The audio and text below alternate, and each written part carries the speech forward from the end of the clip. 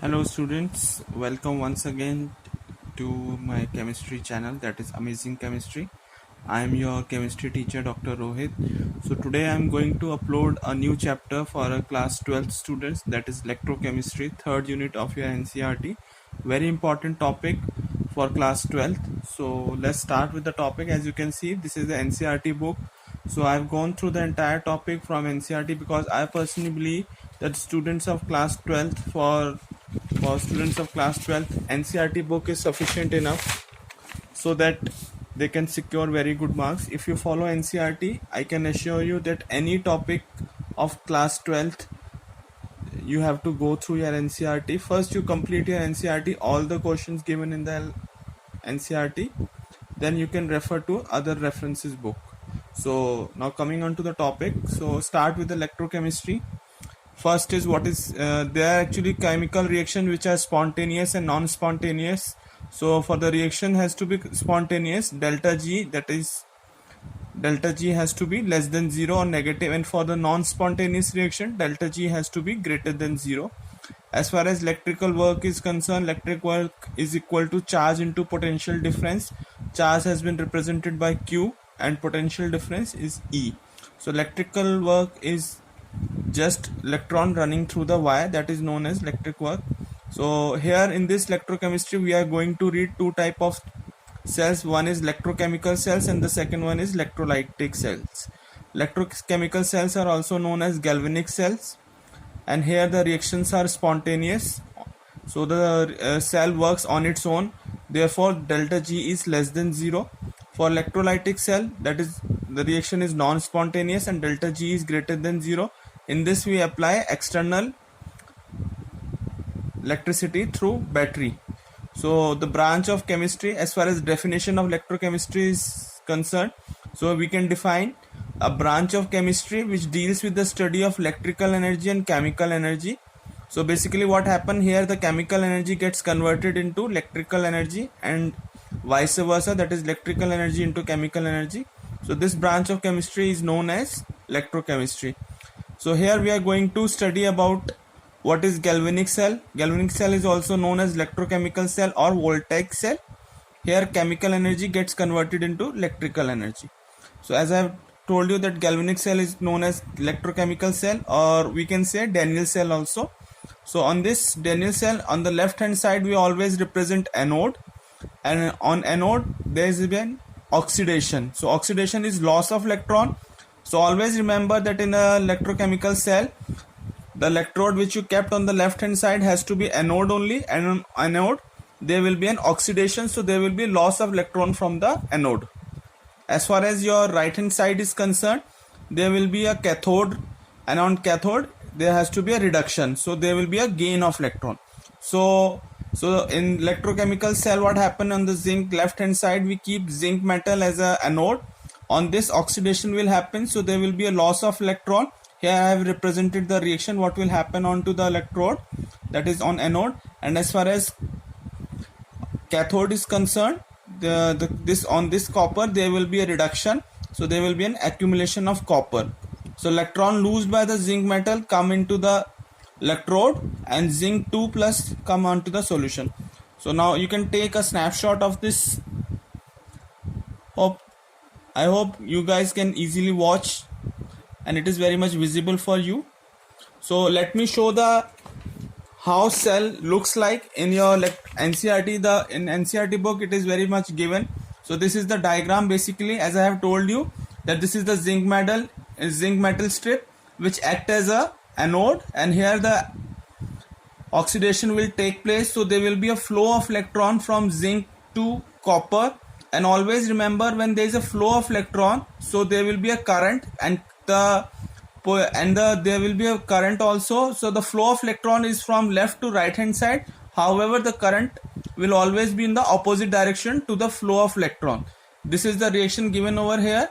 Like zinc, it will lose the electron and copper ions receive the electron, so it converts into copper solid, and zinc solid gets converted into zinc ion. So this is the reaction which I talk about, and this is the cell. Left hand side it is zinc metal, here it is the solution of zinc sulfate, and here it is the copper electrode, and this one is known as salt bridge. So now I'm going to define the how this cell works, what is the mechanism and how it works. So here you can see, as far as working of the cell is concerned, let me show you what I have written in this notes. The electron moves from the anode to cathode, that is towards the copper plate. So copper 2 will absorb 2 electron, get diffused, and copper get deposited. So on this, copper get deposited. So I have written, and as far as concentration of the solution is concerned, it has to be 1 molar solution of copper sulfate as well as zinc sulfate. So on this beaker there will be a copper sulfate solution. However, in this it contains the zinc sulfate solution, and this is the salt bridge. Now what is the role of a salt bridge? Why we are keeping the salt bridge here? So as far as salt bridge is concerned, what is the role of a salt bridge? Basically, salt bridge plays a role is to complete the circuit, and the galvanometer show the flow of current. So there will be a galvanometer also which shows the flow of the current also. So there will be a movement of electron from left hand side to right hand side, and the current will be from opposite direction. Here you can see, this is the diagram which has been given on your NCERT book.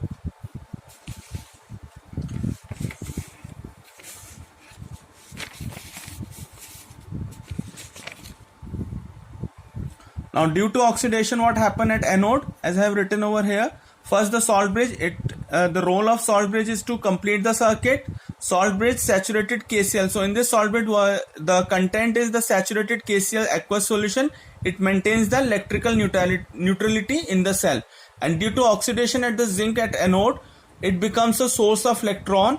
It will acquire the negative charge in the cell, because what happens, zinc 2 plus ion will go into the solution, into this solution, and the electron gets accumulated here, because of which electron moves from left hand side to right hand side. So now coming on to the notes part, it will acquire negative charge in the cell. However, at cathode, copper reduction will occur. It acquire positive charge and become receiver of the electron. What happened, there will be on this side, there will be Cu2 plus ion, because of which it is getting positively charged. So electron will move from this side to this side. Okay, so what happened at anode, due to increase in the concentration cations, there is a net positive charge around anode. So what happens, Zn gets oxidized into Zn2 plus 2 electron. Therefore positive charge accumulated around the anode will prevent the electron to flow from it. As the cell starts, what happens, after a period of time, the positive charge gets accumulated around anode, and it will prevent the flow of electron. So what happens, the cell gets stopped. Then what happened at anode, similarly at anode, what happened, this copper 2 ion, it receives the electron and converted into copper metal. At cathode, there will be an accumulation of anions, negative charge in the solution. Hence accumulated negative charge will prevent the acceptance of electron from anode, result in the stoppage of reaction. And if the reaction gets stopped, what happens, there will be no flow of current. So to prevent this stoppage of the chemical reaction, so that the reaction gets continued, there is a very important role of a salt bridge. So here I have written, as you can see, the role of a salt bridge. Salt bridge prevents the accumulation of the charges and maintain the flow of current. Positive ion from the salt bridge will move to the cathode compartment. However, the chloride ion move to the anode compartment. So what happened? Positively charged potassium ion move towards copper half cell. How to present a cell? Now, what is the presentation? How we can show a cell? So to present the cell, as I told you in the beginning, that on the left hand side we always have to show the anode. So on anode there will be an oxidation. On the right hand side there will always be a cathode. So reduction will happen. Don't get confused and keep it in your mind very much crystal clear that on the left hand side you always have to keep anode, and there will be always an oxidation on the left hand side. So here I have written the cell. This is the presentation of the cell. Zinc metal, it will always be dipped in the zinc sulfate solution, aqueous solution, and this is the salt bridge. Here it is the copper sulfate solution, and copper gets dipped into the copper sulfate solution. So this is the anode, this one is cathode. Reduction will happen here, oxidation will happen here. Now moving on to the electrode potential. This is the definition of electrode potential given in your NCERT. Very important. These are the topics which I have highlighted for the board point of view. These questions, number of times the question has come in your board exams. So let me read out this definition. A potential difference developed between the electrode and the electrolyte, which is called electrode potential, when the concentration of all the species involved in a half cell is unity, that is 1, then electrode potential is known as standard electrode potential. And for this, what are the requirements? There has to be a concentration that is 1 molar. If it is a gas, then it has to be 1 atmosphere and the temperature has to be 298. Then moving on to the next topic, that is the half cell in which oxidation takes place, that is called anode, and it has negative potential with respect to the solution. Therefore, half in which reduction takes place, that is called cathode, and it has a positive potential with respect to the solution. Thus, there exists a potential difference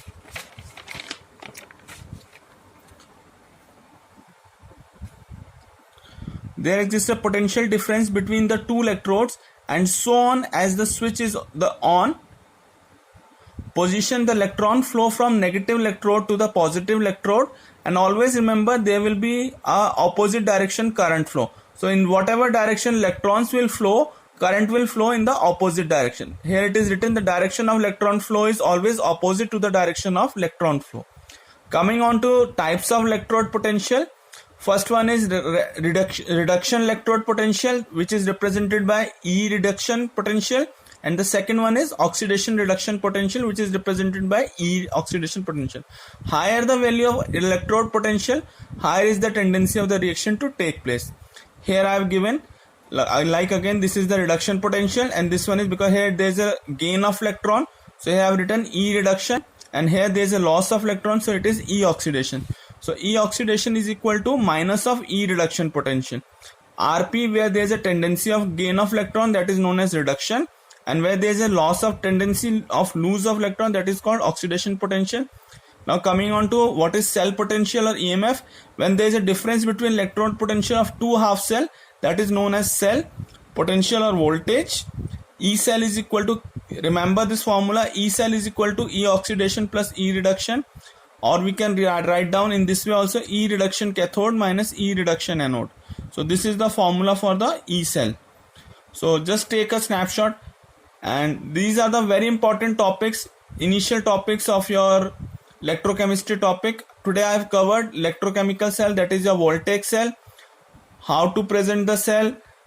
On the left hand side there has always been a anode, oxidation will take place. On the right hand side there will always be reduction, and these are the structure that is given on your NCERT. Go through your NCERT book.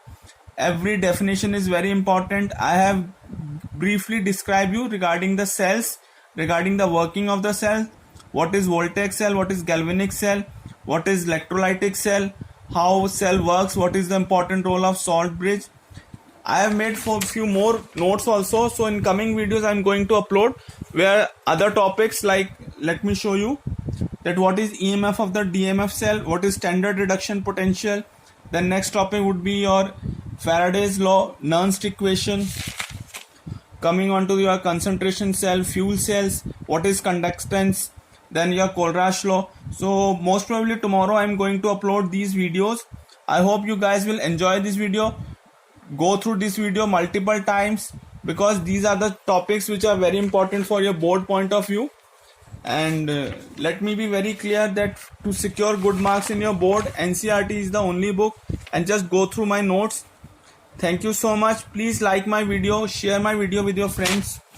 I've been doing very hard work to upload these videos for you only. It is free of cost, and do comment on my videos.